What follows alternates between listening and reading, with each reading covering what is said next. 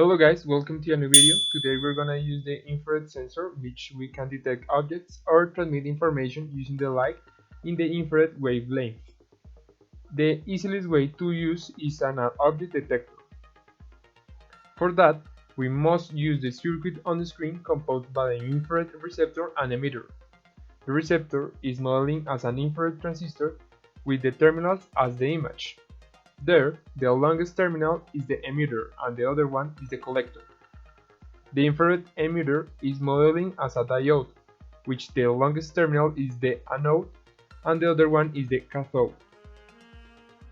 The way it works is that the emitter transmits the infrared light at the receptor, and if at the receptor we got energy from the light, the base of the transistor is going to allow the connection between the emitter and the collector. However, if this doesn't happen, at the receptor, the circuit is not going to conduce. A simple application is using the Arduino, reading with one digital pin the voltage at the collector, and using another pin to turn on or off the LED to know what's happening. At the code, we just need to define the pins we're gonna use, and the mode they will be. At the loop, using the instruction digital read, we know what to do with the LED.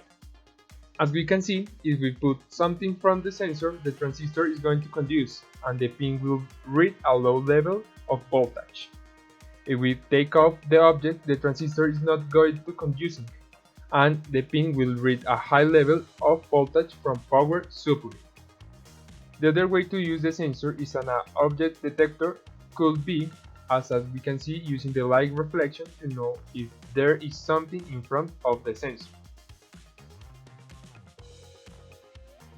This kind of use is used in a lot of projects, and if you change the connection as the schematic using a potentiometer, we can gradate the sensibility at the receptor, increasing the detection distance.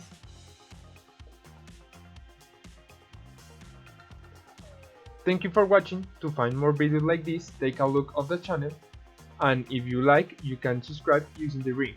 See you in the next.